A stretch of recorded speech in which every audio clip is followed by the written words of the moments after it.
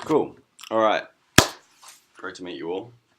So my name's Tom. I'll be taking you for this semester, taking the class for this semester. Um, uh, can I just get a show of hands? How many of you are journalism master's students?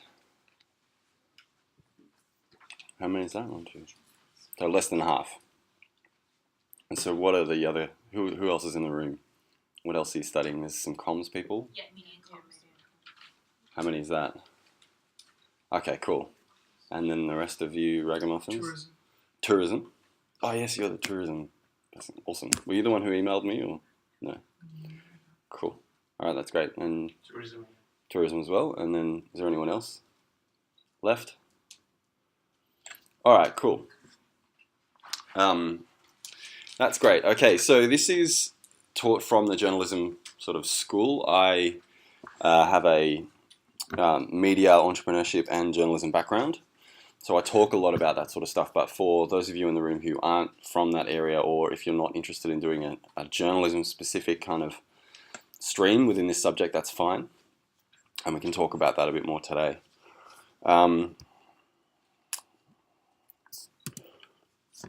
go over what we'll cover today. So today's like an overview, intro, all the sort of the boring shit that I have to say at the start of a course, like here's the assessment and all that stuff. I won't labour it because you're all master's students, right? Yeah, perfect. So you've done this 1,000 times before, so we'll blaze through that stuff. I'll go through the assessments, and then the thing we're going to cover today is sort of the startup mindset and startup ideas.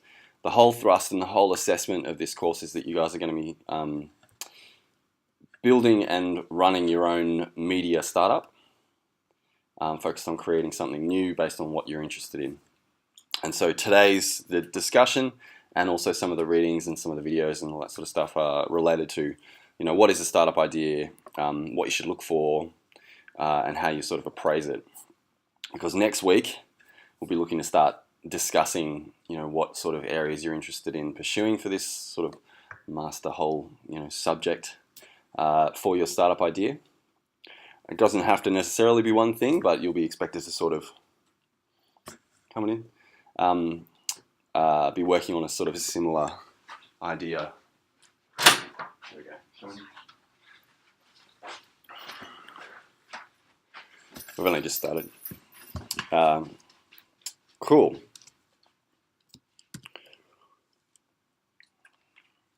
Are there any questions on that before we go on? So a couple of things. I'm incredibly casual when we do these things, hence I swear a lot. Hopefully that's okay. If you want to ask questions, just interrupt me, please. Like, I'm not, this isn't like I'm spewing out kind of a diatribe, and I don't want you to interrupt me. Though actually, I'd prefer it if you did. Cool. So, course overview. The reason why we do this subject, or the reason why I think it's important, why I'm passionate about it, is journalism and the media has changed pretty dramatically. This change has been going on for a long time. The transformation of the industry has many decades to run.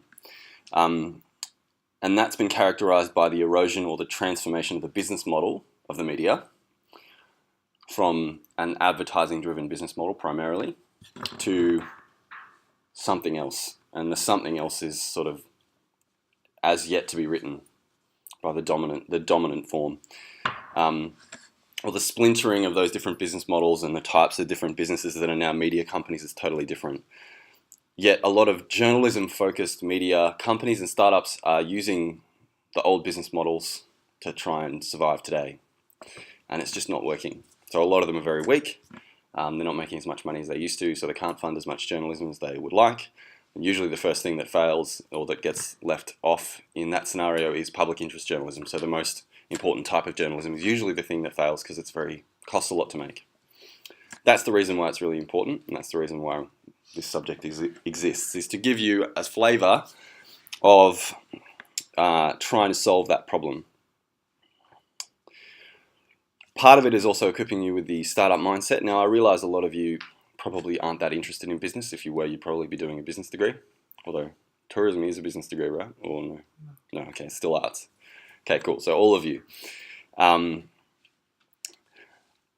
But a lot of the stuff that I'll talk to you about is business related. Doesn't mean you have to be about making money. You can be not for profit, but you still need to know the fundamentals of how an industry works. And that's really important. The next mindset shift is that I will focus on is thinking about your career and thinking about the way you work in the mindset of an entrepreneur, which I think is really effective. And I'll talk a little bit about my kind of journey after I graduated from Monash. I did my Masters of Journalism here 5 years ago, or a bit more now, and how that focus has really helped me. I'm not proselytizing. There's obviously lots of different ways to run your career.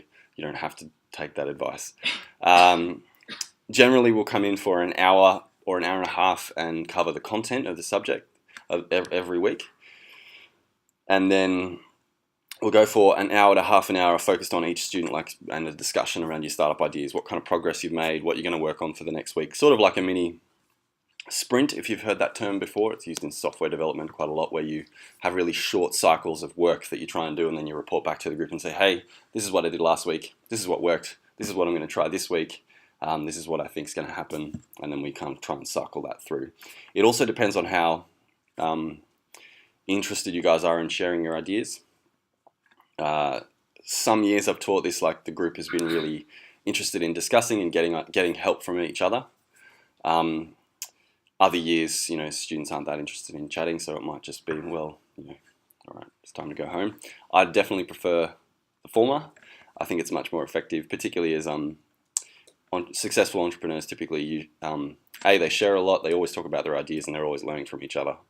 And because you'll all be going through the same process at the same time, it's a really helpful kind of tactic for getting through some of the shit that you're going to have to deal with. Cool. So as I said, the primary goal of this course is for you to build a startup idea. It's really important that startup idea is really closely aligned with your interests and what you're passionate about. But I put a caveat over the top of it that it has to be a content-related business, or it has to be really close to a content business. So it's called media innovation or entrepreneurial journalism for a reason, and we're trying to, and all of the content is focused on the media. So, and I'm hoping, as a lot of you are media comms people, journalists as well, that you have an interest in that area, or that you have passions in that area that you want to pursue.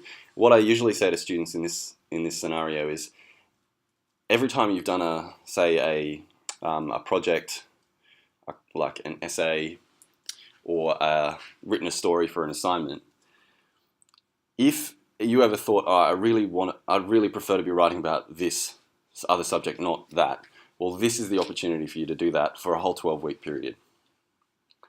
Like, when I was doing this, I just really hated doing, general news stories. I just didn't like it, a car crash here, or talking to the police, whatever. I'm not that interested in it. I'm more interested in music. I'm quite interested in music. Some of my side projects are music related. So if I was doing this course, I'd try and build a startup around that. There's a couple of reasons for it. The first one is you're going to be a shitload more motivated if you're working on something that you like. The next thing, other than that, is you already know a lot about it, and usually you'll be able to find problems with that industry related to the media that you think you could exploit as an entrepreneur and create something interesting around. So there's lots of reasons for doing that. Just on that point, can be related to the media or leverage the media. Usually pretty much every time, it's interesting you guys are here, every time we do this subject, someone invariably comes up with some sort of tourism-related business idea that they want to pursue. And if you really want to do that, then that's cool. I'm cool with that. But it has to leverage the media or content in some way. So typically the way you would do that is on the marketing side. You produce a lot of content and you use that content to promote your business. I'm okay with that as long as you really committed to the idea. The main thing I really try and find or try and see when you guys come to me with your startup ideas for this subject is, do I think this person could actually have a go at it, isn't it? Or does it sound like something they just thought up last night when they were getting pissed with their mates at the pub because they have to tell me something the next day? The primary measure against all of your assessments that are for the startup, so there's 3 assessments, 2 of them for the startup, and they make up 80% of your mark, is traction. What I mean by traction is that you need to have made progress on your idea from right now till the last day of semester. Progress means people are reading you're publishing content, you've talked to users or talked to readers, you've talked to advertisers potentially, you've published, you've built an audience, you might have even gotten customers. That might sound like a lot. Everyone who's come through this subject before you has done that. So that's expected, and you're measured on that degree of traction all the way through. And each point, there's sort of two really big points of assessment. The first one's week 7. I'll just clarify that in a second. The last one is end of week 12. And basically, I'm looking for as much traction as possible towards your startup idea at those 2 points. Sorry, it's going to be really annoying. All right, so what do I expect from you guys? It's pretty basic. The readings the readings primarily that we set, that's expected. It's expected that you'll consume that content. For you guys, it's pretty easygoing stuff. The 2 texts, you don't have to buy them. I've got all the readings that'll just be up on Moodle and also Slack. What I might do is actually put this in Do Not Disturb. The startup review and entrepreneurial journalism. It's pretty easy going, and it shouldn't pose too much problem for you guys. Active participation is expected, so I should be able to see, based on the conversations we're having through the semester, that you're actually doing work on your startup idea, as opposed to the last minute kind of slam. Here's some content and then I'll put it out just before the assessment. As I said, traction is really important, and generally, if you're not harassing me either through the Slack channel or you've got my email address, I'll give you my work email address as well, or in class, then generally you're probably not doing enough work. That's your general, that's the general kind of measure. Doesn't mean you have to be hassling me saying,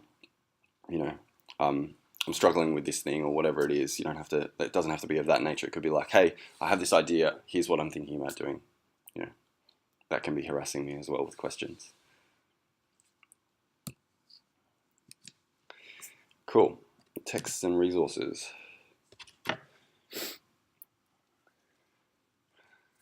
So the first one, entrepreneurial journalism. This text, I'm just going to flag it. This text is getting a bit old now. So by Mark Briggs, he's written a few books in this area, so it's quite good. The pros is it's specific to journalism startups. It's actually really targeted advice and information that's in there. And it's quite good if you have no business experience, because it goes through a lot of the business side of starting a content startup. The primary reasons why it's not great in terms of its age, the advice is still quite good, but the technology that he recommends is a bit outdated.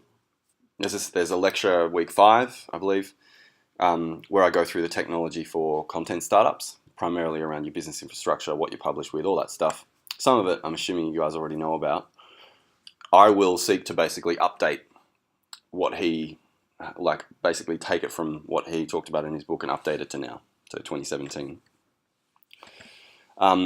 The other issue around this is it's pretty limited if you have an adjacent business idea. So if you're leveraging content but you've got a tourism idea or whatever it is you want to do, then a lot of the content in here will be a bit off the mark. So that might get a bit frustrating.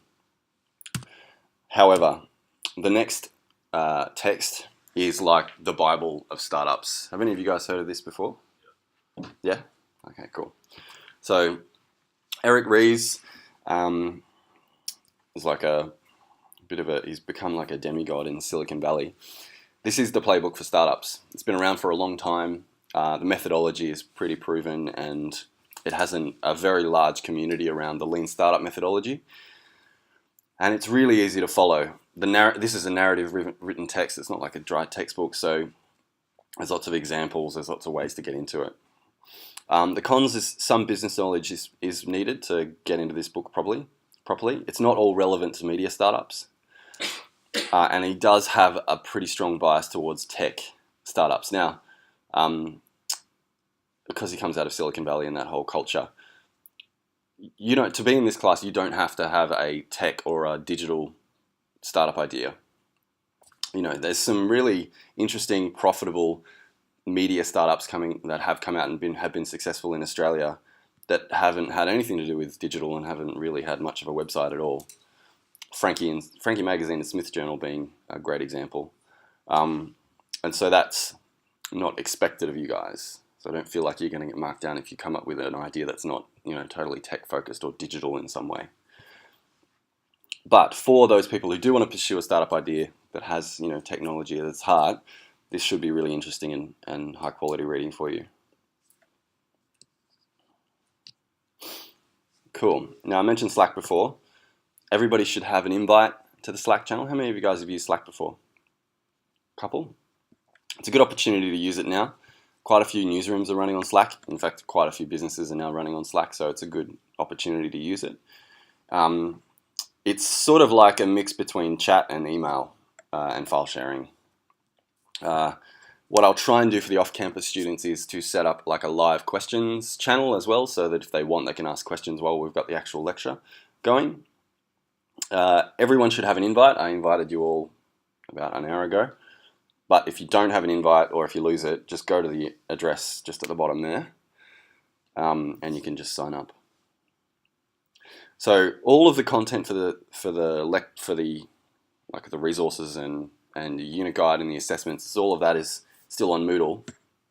But if you want to get a hold of me, or if I find interesting information, I'll post it in the Slack channel. So try and go into the Slack channel if you can. Also, it's a good place to sort of throw ideas around and chat to each other about your startup ideas. If you do need to ask me a question, asking it on Slack is probably the fastest way because it'll come up as a notification on my phone. So I'll be able to answer it. All right, cool. I'll go through this now. So here we are in week 1. The way I've set this up is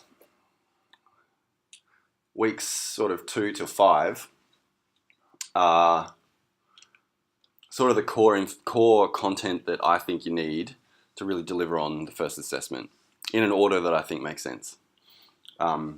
If you feel like you need to dive into that content earlier to put your MVP together, so the first assessment, then fine. I'm cool with that. I will, in the back end of the semester, I will actually change up, depending on how the availability of the guest lecturers, I might actually change up some of this schedule because I really want to get some good people, but I just have to nail them down for you guys. So I'd really appreciate if I do organise someone who's quite good. I'd appreciate if you all could rock up. That would be really nice. It's looking likely that I'll take one of those lectures and put it into week 11 at the moment down here and just move all of that content back. Essentially, next week I'm going to take you through the forces that are changing the media and content businesses in depth to give you a kind of overview. It'll be interesting to get your ideas on and your thoughts on it once we go through that content of where we are now and where the opportunities are for media startups, in my opinion. Weeks 3 and 4 are really core content. So there's the idea testing framework, so how you come up with the startup ideas and then how you test them for how good they are or whether you should pursue them. Hopefully you've got a couple of ideas that you're thinking about pursuing in this class. That will be really helpful there. And then the next week 4, validation, going over examples of minimum viable products, MVPs, and the business model canvas, which is a core part of assessment 1, a core piece of that assessment that you'll have to submit.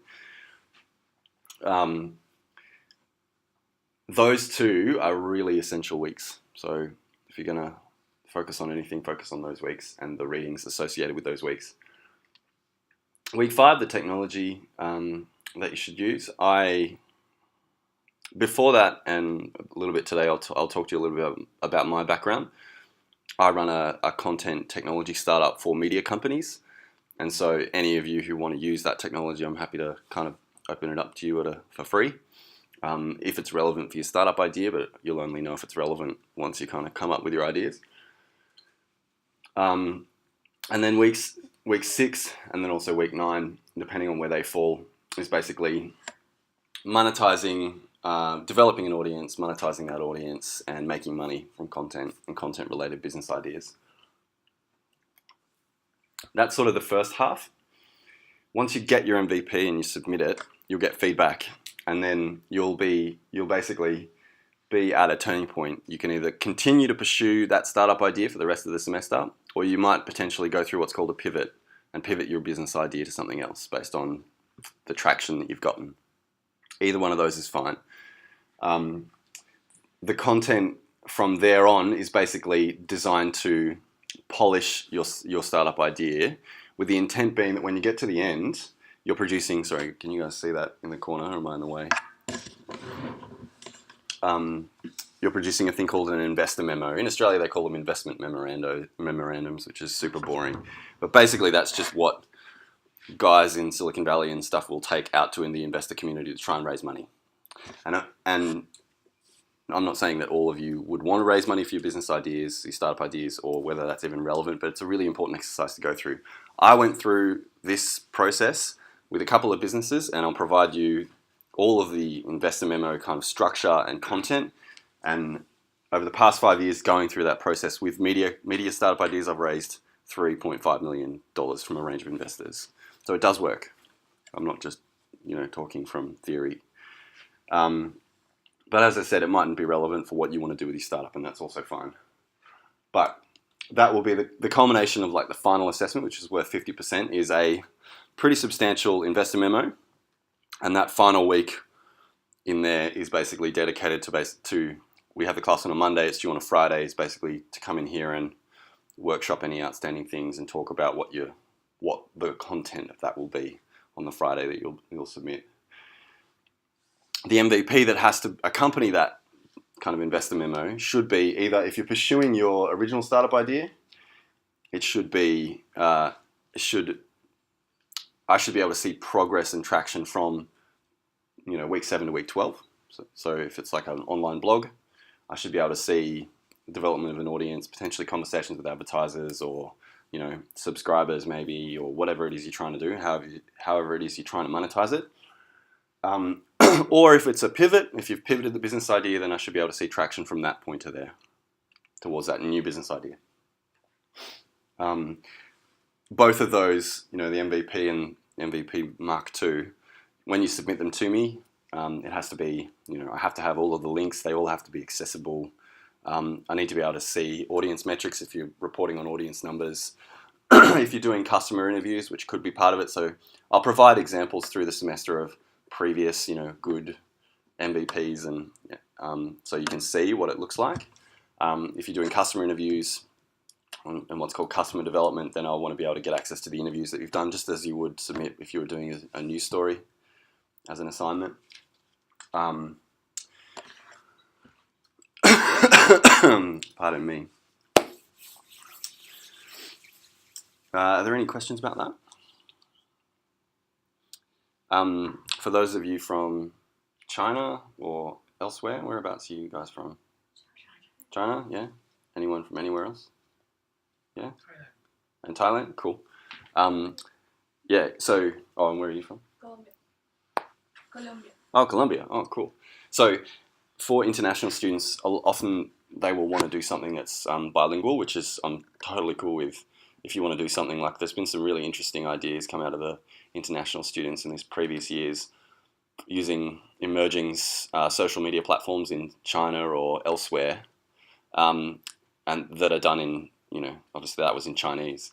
If any of you want to do, your startup and market to readers or an audience in your home country, then I'm totally cool with that. When you submit it, you're going to have to translate everything into English for me, which is annoying, I know, but you're going to have to do it so I can mark it properly. Just so I know it wasn't just bashing on the keyboard. I'm not saying that you guys are dishonest or anything. Cool. So I'll go through each of these now. Assessment 1 is an MVP. An MVP can be a minimum viable product. Eric Ries talks a lot about this in the Lean Startup. Basically, it's getting the minimum amount of value into potential customers' hands so that you can appraise whether you're on the right track with your startup, with your business idea or not. Only you will know what that minimum viable amount needs to be. But if you guys decide to do something related to content, don't put anything in the minimum viable product that you wouldn't be willing to say submit to the age if you were trying to be a freelancer. In the past, some students have been, it's just a minimum viable product, doesn't matter too much, and I get these things that are full of kind of junky content that haven't really tried very hard. That is a surefire way to get a bad mark. Like, it has to be in the hands of a potential reader if you're going on a media idea, or it has to actually have polish enough so that it would give a potential customer confidence. A customer being a reader in the instance of a media company. That can also be customer interviews if you want to just do customer interviews that inform your business model and the business idea. Then that needs to be accompanied by the business model canvas. And the business model canvas can be standalone, or it can be the business model canvas and basically like a report. When I say report, I don't mean like, it doesn't have to be, this isn't like a accounting 101 class. It doesn't have to be like a really boring report, but it needs to explain the business idea and the traction that you've gotten and the results from your MVP. All of this, we'll go over a lot of this in detail. You'll get other resources, so don't worry if it doesn't make too much sense right now. But the business model canvas is a really good tool for basically testing business ideas. That's the whole idea behind it. And that needs to be 3,000 words of the business model canvas and any attendant kind of report, and then whatever your MVP was, and that's outside of your word count. So if you're doing a podcast show, the amount of talking you did doesn't count towards your word count, for example. The second assessment is a journal, like a weekly journal. I'm not a big fan of these assessments that go into Moodle where you guys are expected to respond to topical questions and then you're forced in this contrived way to have a conversation in chat that you would never ever have. I don't really like that. The purpose of the journal is to basically, so that I can see that you're consuming the content and you're applying it specifically to your idea. So and it's about 300 words per entry. Some weeks, if you don't do one, that's okay. If you've got a bigger one the next week, I'm totally fine with that. As long as what I really want to see, I don't want to see consistently 300 words every week of sort of you regurgitating the readings back to me. It might be fine if it's like 100 here, 200 here, 100 here, 500 or 600, as long as I can see that you've picked up something from the course material and really had a good crack at applying it to your idea.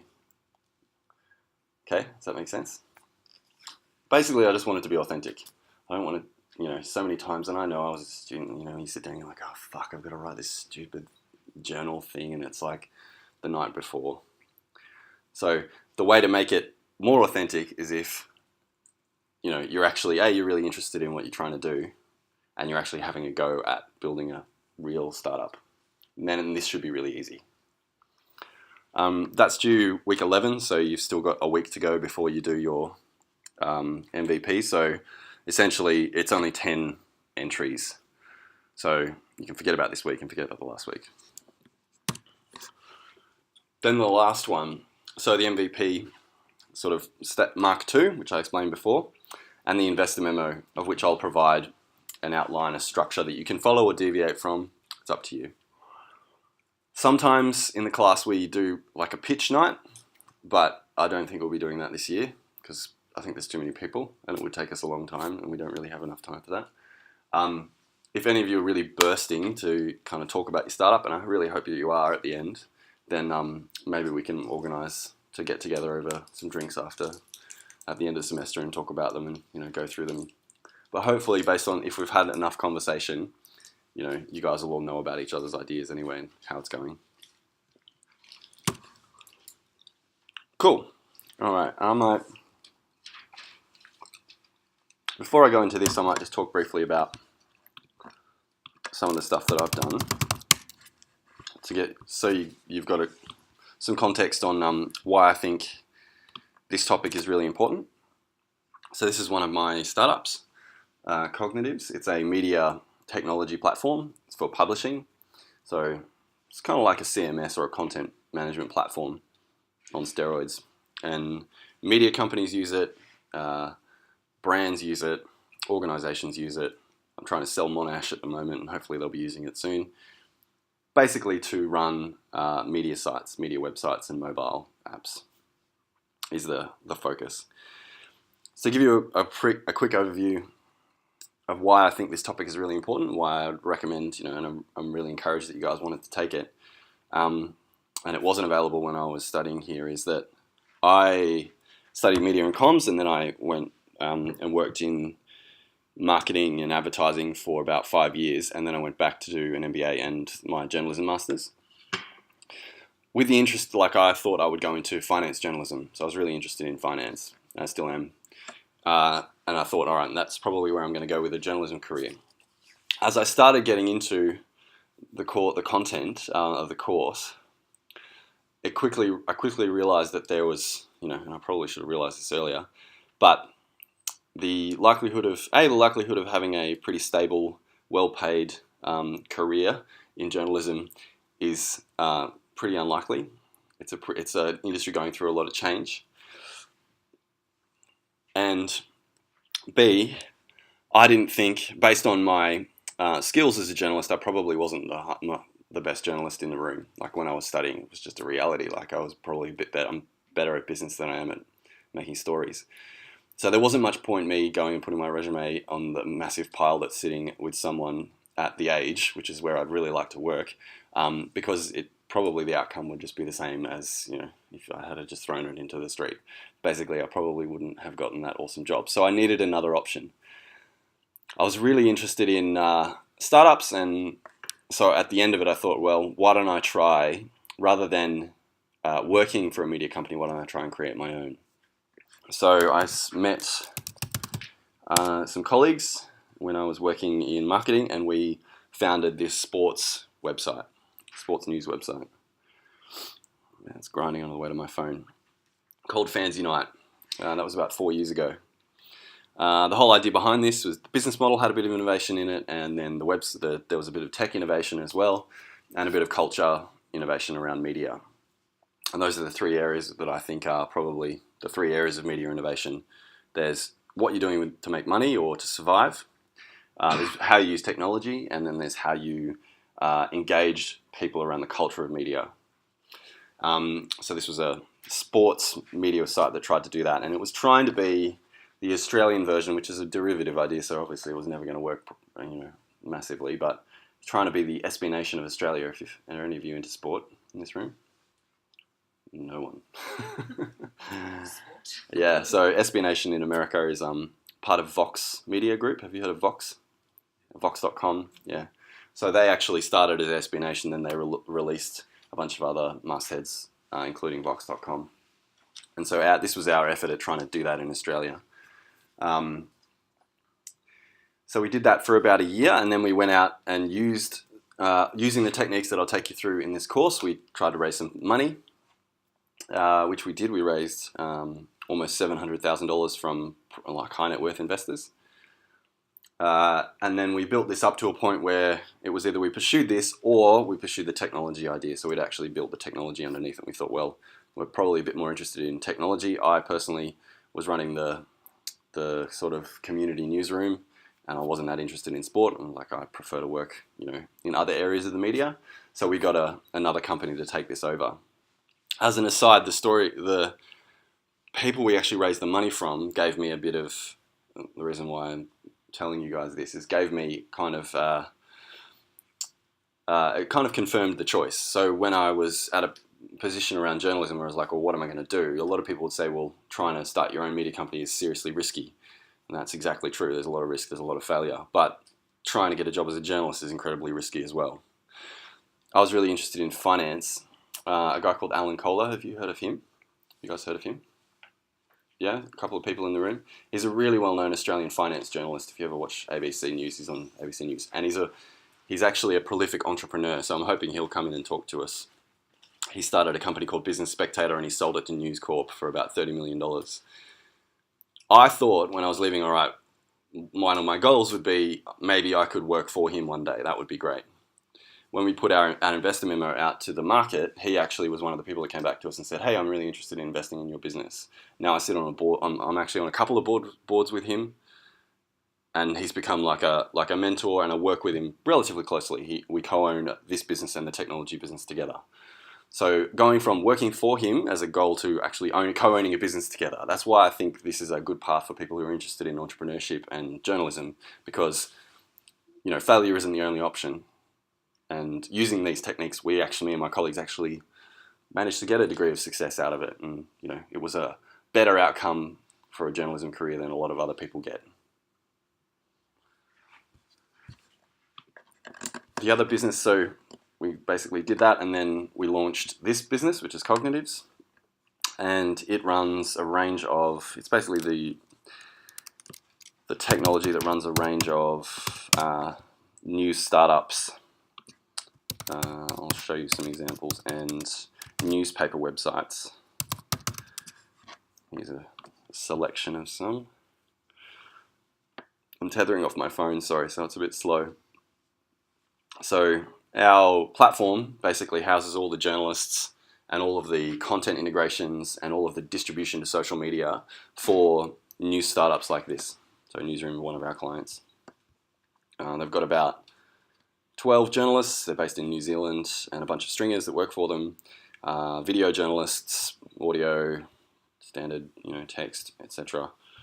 Across a range of different areas, and we basically run the whole thing. Our technology runs the whole thing. Central News is a project we run with, which is similar that we run with UTS in their journalism lab. And this is actually provided by one of our partners, AAP. Have you guys heard of AAP? So AAP are a reseller of our product. So they essentially resell our product to other media companies and brands and organizations.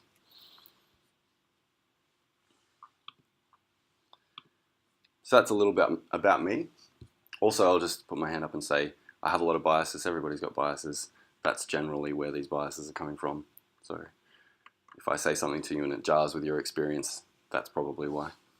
I will also say a caveat, like I'm not a journalist in comparison to some of the journalists who work here. So, guys like Bill and Johan, and they've had a lot of experience as journalists. I've got a lot more experience in the media, in media business models, and in startup land than I do as an actual journalist. So I'm not going to, as in comparison to the other subjects you may have done, journalism guys particularly, I'm not going to mark you on the journalistic quality of your output.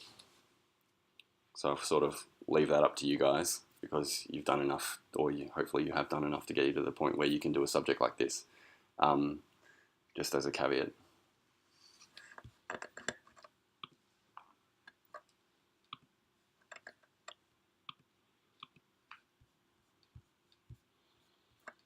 Cool. All right. Do you guys have any questions while I have a drink? Nope. I try to pack as many videos into these lectures as possible. No, sir. I have my own research paper that is solely based on media entrepreneurship. Oh, right. You want to see it? Mm. I will email to you. Yeah, definitely. That'd be awesome. I'd love to read it.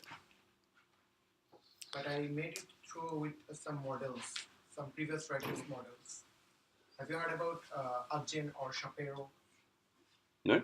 I followed their models and made how relationship between entrepreneur intention and its influencing in antecedents in media industries. Yeah, I'd love to read it. That'd be fascinating.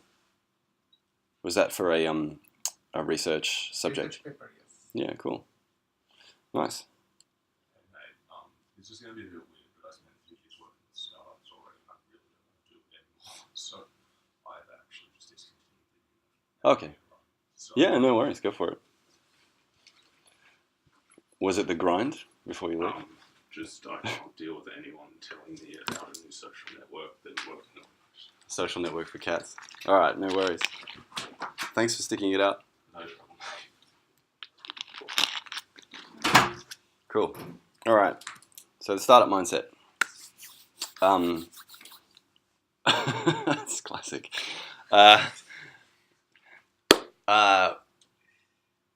There are a lot of reasons why people want to, start a startup. Some of them. So this is like a talk, and I'll show you a bit of it by a guy called Dustin Moskovitz. He was one of the founders of Facebook. In the social network, have you guys seen the social network? He was like the stoned one in the corner, which I'm sure was not true at all, because he's a really successful founder in his own right. He's gone on to found other companies and done a lot of other stuff.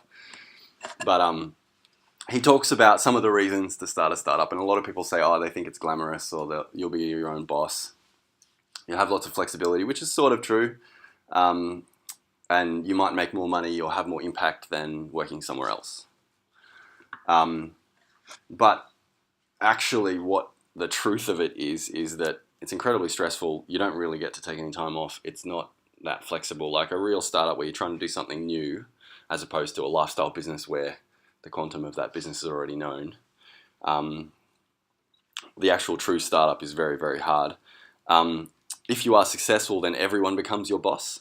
All of your employees, if you're a media startup, every single subscriber is your boss, or every single reader is your boss, or every single advertiser.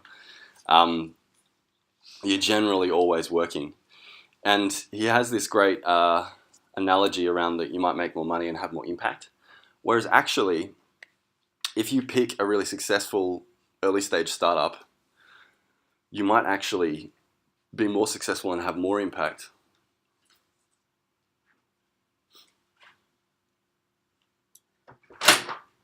Hi.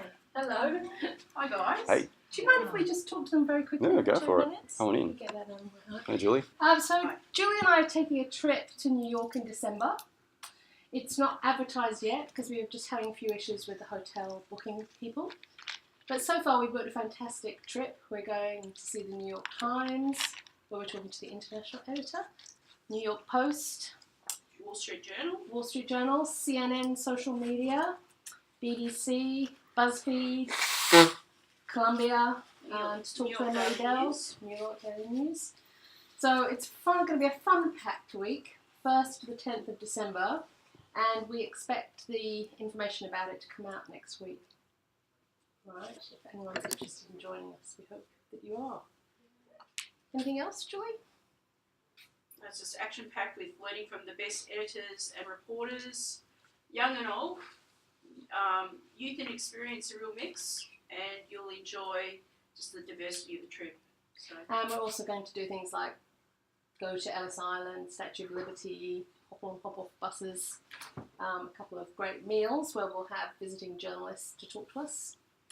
Okay, so watch out for it. It should come out next week. Okay, sorry. See you guys. No drama. Thanks, Tom. Appreciate that. That's all right.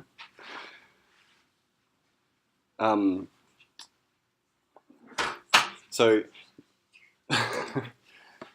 I should have asked when and how long. I didn't realise I didn't just then. That sounds like a great trip, actually. One of the best reasons to do it is that you can't not do it. If it's an idea that you've had for ages that you just need to get out, that's the best reason to start a startup. Not every idea deserves a company or a team behind it. But one of the best reasons is that you really need to do it. The whole idea around the world needs you to do it too. I don't know about that. I think he's got a bit rose-colored glasses. We're in a competitive world. If it's not going to be you, it's going to be someone else. And usually ideas don't get created in a vacuum. If you're working on it, then there's probably a good chance that 200 people all over the world are also working on that idea. So if you don't do it and you're not successful, someone else will be successful. Unless you're a hardcore boffin that knows about machine learning and all that sort of stuff. But I'm assuming we're all arts graduates in here, so the answer to that is no. There's a video that's attached to that. I won't play it back to you now, but it sort of has that summary around it. one of the best tools, I think, for trying to get a handle on what a good startup idea or what you should work on is comes from a book called The Startup of You by Reid Hoffman, who founded LinkedIn. Have you guys heard of LinkedIn? Some of you? Yeah, all of you? I'm amazed actually every time I ask that question, some people are like, no, I've never heard of it. And they're usually from the guys from China or elsewhere. But sold recently to Microsoft for about $30 billion. He wrote a book with another guy called Ben, can't remember his last name. And this is the model that they put forth. So if you're going to work on something, then you should really put it through the filter of these three things. And it needs to have all of these three things to be a good idea for you to spend your time on. In this book, they take this as like the filter of how you should live your work life as well. That's taking it a bit too far. I don't necessarily recommend that in the context of this course, but it is a good way to think about your startup idea. You start with your assets. So what are your soft and hard assets? Your soft assets being the networks you have, the relationships that you can draw on, any retained knowledge or expertise you have in a specific area. And hard assets like the amount of cash you have and things you have to work on an idea with, like if you've got home recording equipment or all of the assets you've got access to here give you a lot more opportunity to build content for a startup that you wouldn't actually have if you weren't here. All of that is within your asset kind of bucket. The next one is your interests and passions. So this is basically what you actually want to pursue. But you need to marry those things up with the market realities. So if you're really interested in, say, taking down Peter Dutton as a biased journalism venture, which would be quite funny, all through, say, cat memes on Instagram, maybe that's your business idea, which incidentally is that's a sitcom startup idea, which we'll talk about in a second. That needs to be seen through the filter of a market reality. Is there an audience for that? Is there enough of a pull through of that concept to actually make it worth your time? For example, in that Fans Unite website that I started with some of my colleagues, the market reality of that segment of media was pretty good. There's about 8 million engaged sports fans in Australia across the different sports that we were publishing content about. So we had the potential to make a pretty solid audience, even if we captured a small percentage of the market. That could be monetized through what at the time was a pretty robust advertising market. Like we knew, because I was working in that industry, we knew we could sell those eyeballs for a certain amount, and we knew that there were those people out there to get. Where it fell down was really the interest and passion side. We just didn't have enough expertise in the team to really nail the high quality sports content strategy, even though we had cash and we had the skills, the assets to do it. And part of that is the team. So for your startup ideas, this is like all startup ideas. For your startup ideas, I'd prefer it if you worked on your own, unless and you're already friends with another person in the class. Then it's okay. I'm happy for you to work together. But the expectations are obviously higher. They're designed to be individual kind of assessments. The reason for that is typically the number one reason for startup failure is founder conflict. And you're going to have to make a shitload of decisions in a very small amount of time. And if you have to consult with someone else, it's basically going to cause a lot of friction, I think. So if you do want to do it with someone, just please let me know and we can talk about it on a case-by-case basis. But it's probably best if you just try and do it on your own. Cool. Now I might use this time. We've got... Cool. Just to have a bit of a chat. So it'd be nice, because there's so many of you, to actually maybe get together in little groups. So maybe by row, except I might get you, sorry, what's your name, all the way at the back? Yeah, I might get you to join one of these rows over here. And basically, I want you to have a chat between yourselves, and then I'll give you 30 seconds each to tell the groom about another person in your row. Basically, what are you good at in journalism? in the context of journalism or media, or what you think where you think your skills are. So, for example, in my opinion, as I already said, I wasn't a great journalist. Where I was good was I was pretty good at audio. Like I had a natural kind of affinity with radio and podcasting, for example. That's what I mean in that regard. If you're a good writer, that's an asset in that column. And then what are your interests and passions? So what area of media, journalism, business, or life are you really interested in? And then I'll get the guys to introduce you all. I know you probably hate these icebreaker things, but it's really good for me. So it means I can learn your names and what you're interested in. So I might join your row as well. And then say like 10 minutes. Is that enough time? 10 minutes? All right. And then you have a 30-second turnaround.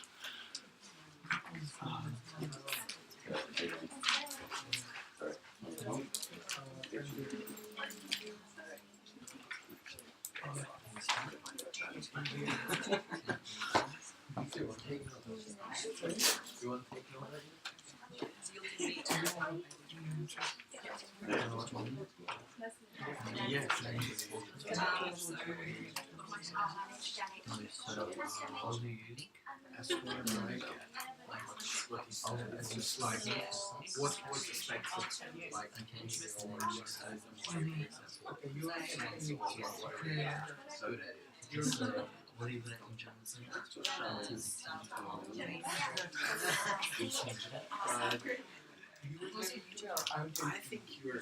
You answer that question with an idea, right? And you're good at like visual perspective. So And you the last word, for instance, you ask a question. I think you have quite a creative mind. Just So I need to tell by myself. yeah, just got you have, for example, a nice trailer. I just remember that. Think about it. Experimenting. Yeah.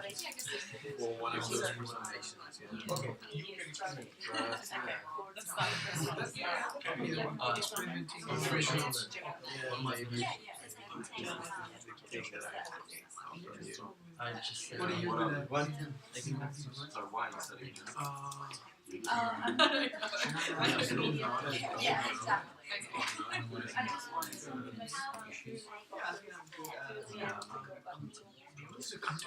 yeah, maybe content, business. Yeah, So you do want to I'm actually interested in business type of this kind of print. So you have packets of items and how do they work? Yeah, I'm really working in business and then essentially type of media which is related to business. So you can use them in the business kinds of things like maybe business accounts or like business trends or whatever. I'm looking like Print media. like journalists.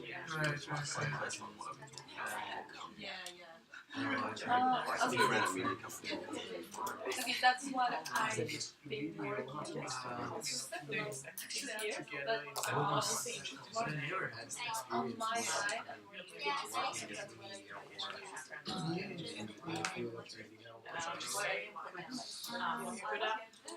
so I really like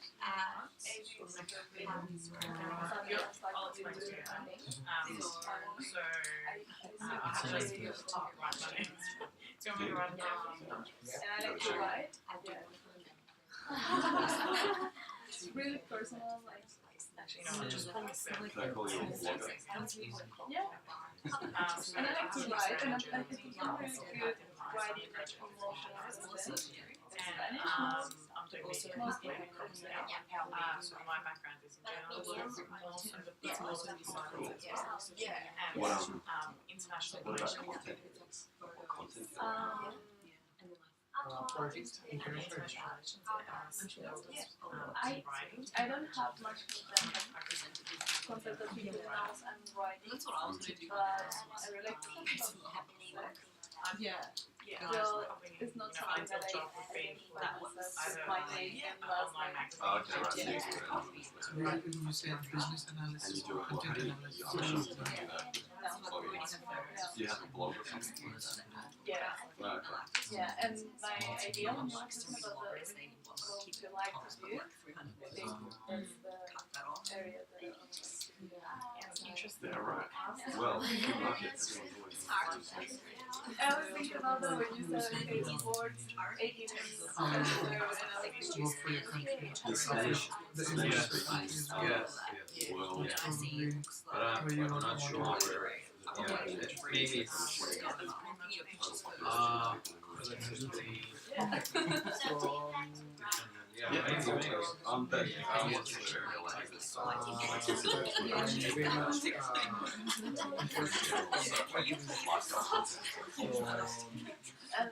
yes, work as I don't a know I love the difference renting. with I am actually where do you see yourself I want to support myself. Yeah, sure. Surely I'm in prison, but like dedicated to it.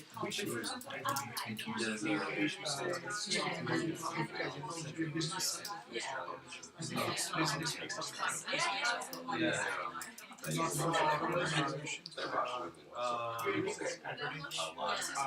Like creative is one side of advertising, but all advertising is not creative.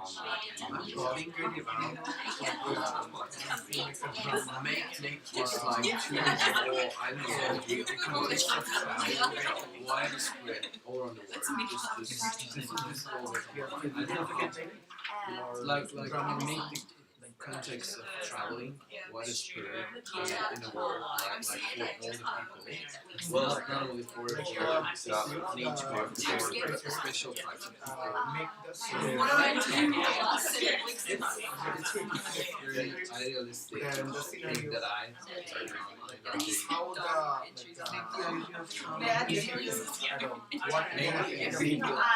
for example, making travel easy and cheap for everyone. No, I'm looking for.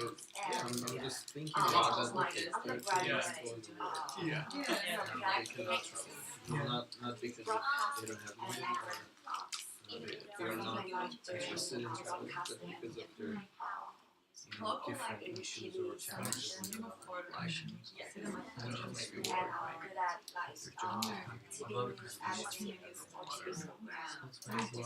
Okay. Yeah.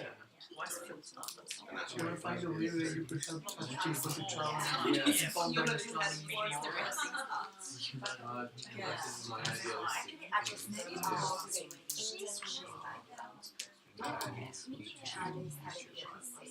This is my idealistic. You're passionate about this project, people away from the comfort zone. Maybe, but comfort zone. If people are in comfort, under comfort zone, they don't want to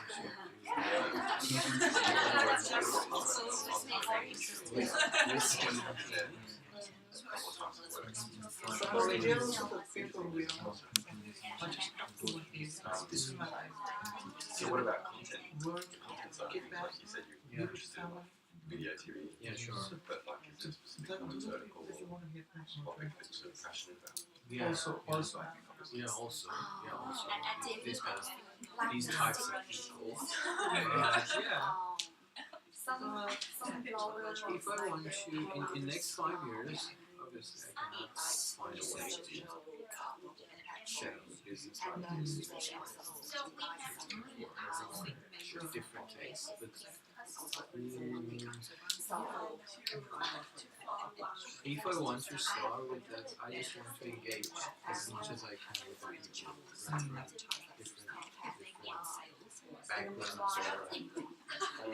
because I need to know about what they think, what is their culture, what is their pattern of, for example, China that work buying behavior, what are they looking for, why they don't want to travel, and this, yeah. The Chinese version of Oh, So you're passionate about tourism. And is there any particular topic that you like to explore?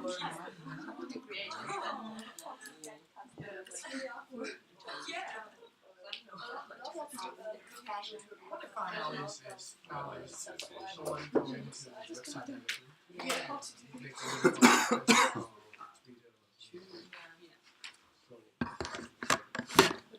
So you find directly on Facebook, you go to the website. I don't know how to make money from that because you can see how many people reach to your page. What kind of tools do you use? The tool idea. But it's making money from them, not for the provider. All right. Are you guys all finished, or do you need a few more minutes? Yeah. Generally quiet descending across the room. Can you do it online? You can do it online, or you do it offline.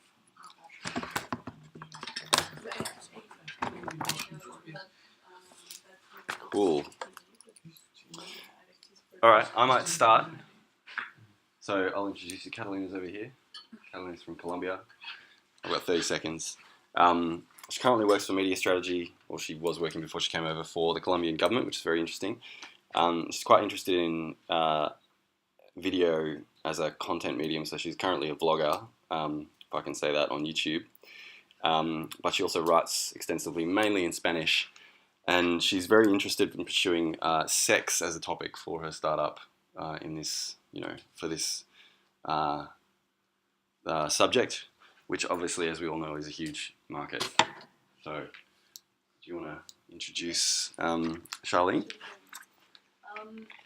Charlene comes from China. She did her undergraduate in broadcasting arts. She did an internship back in China in a TV station, and she would like to make content related to fashion, and maybe try to see how content created can make money out of that. Cool. Do you two want to go next? Or maybe we'll work down that side of the room. Yeah, her name is Abby, and she's good at editing videos. So she is interested to be a YouTuber. I'm talking about beauty. Oh yeah. Edit some videos about beauty, or maybe kind of lifestyle. Yeah, cool. Sounds good. All right. Her name is Elsie, and she fascinated me about write a paper. So maybe she can edit some content and put it on Instagram about some social media. Okay, but what topic area? Did you get to that or not? Not sure. Okay. I'm not sure. Maybe we'll cover that next week. Cool. Do you three want to go? This is Hannah. She's doing Masters of Communication, and she's really interested in combining education with social media and trying to focusing on a startup that would provide technological tools for education. Oh, cool. Nice.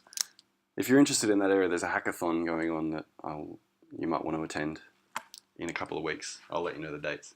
But cool. Very nice.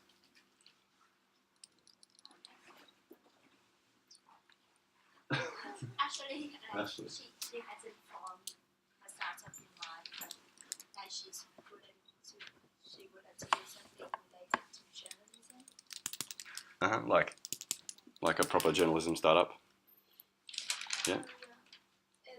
About maybe news or maybe a news agency online. Okay. That's an ambitious goal. But I like your ambition. Cool.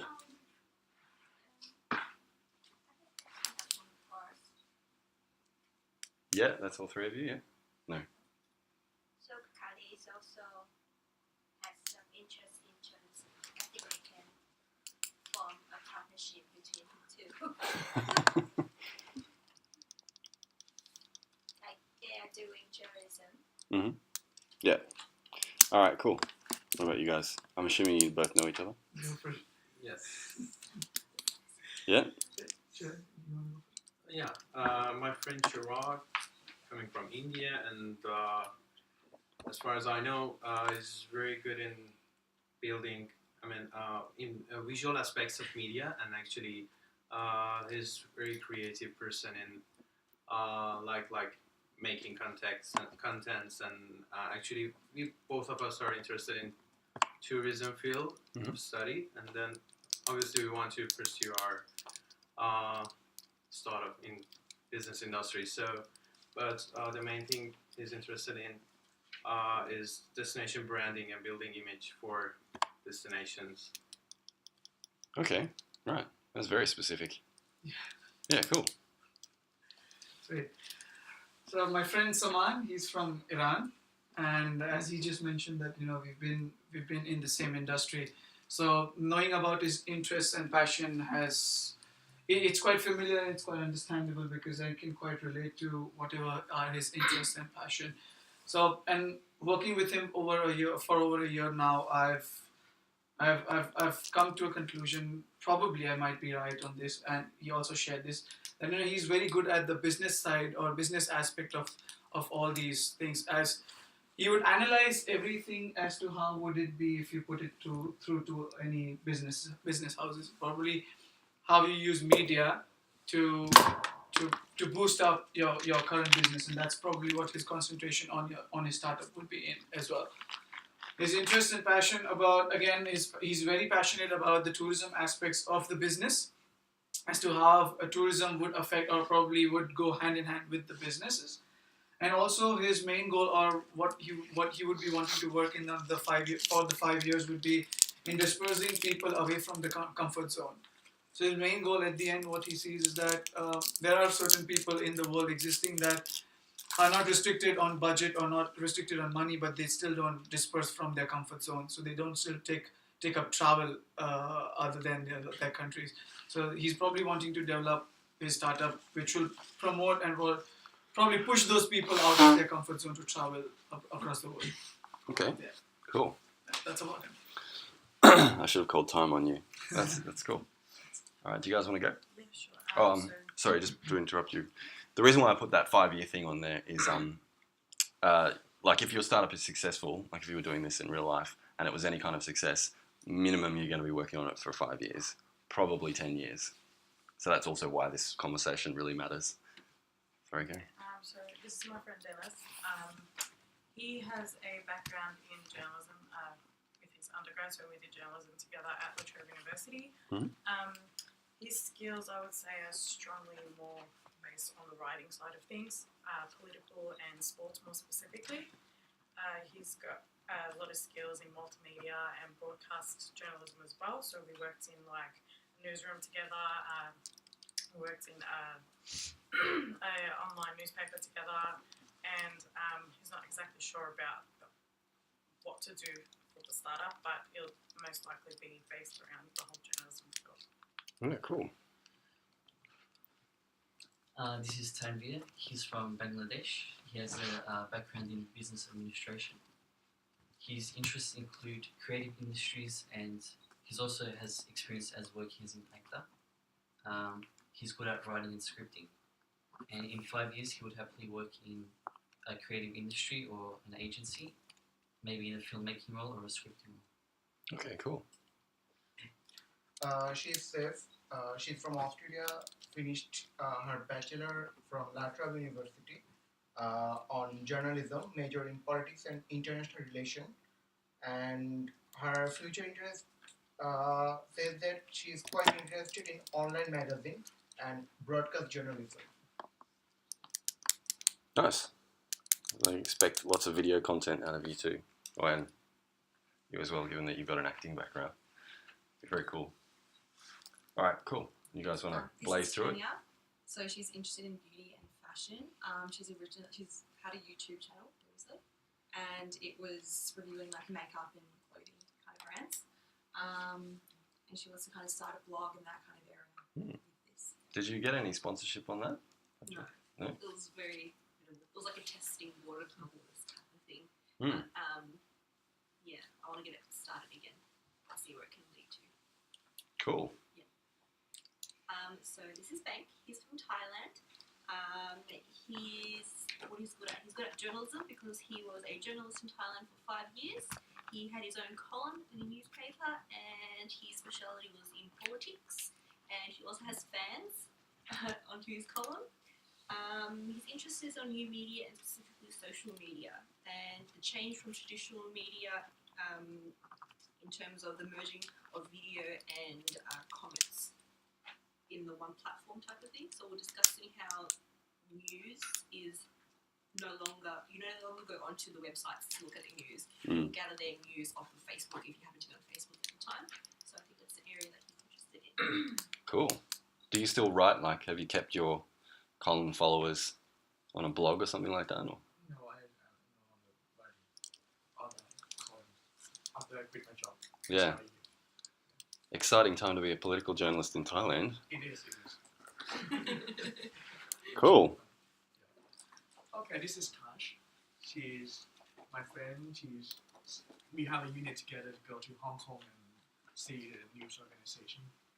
She interested in writing a blog for travel. She was in Europe and thinking about writing some tips for traveling like a backpacker in Europe. Like 5 tips, like 10 things to do in this place, 5 things to do, where it's cheap to eat, where it's cheap to visit.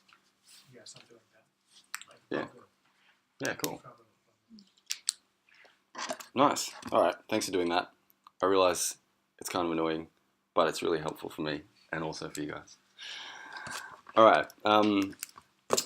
So I've just got a little bit more to go through today, and then I'll let you all go because it's almost 7 o'clock on a Monday. First thing I want to go through is like, what is a startup idea?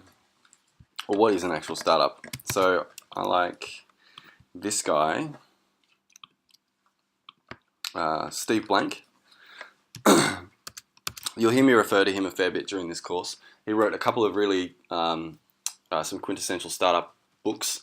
One's called 4 Steps to the Epiphany, and the other one is literally just called The Startup Playbook. He was a lecturer at Stanford on this subject, on entrepreneurship.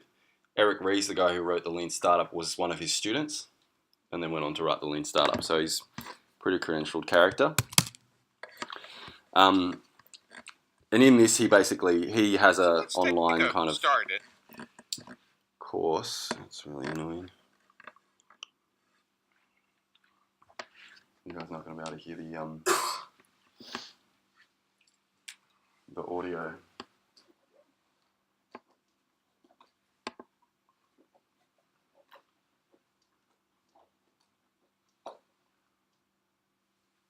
Let's try. Business models and customer development. But before we even begin... That is so annoying.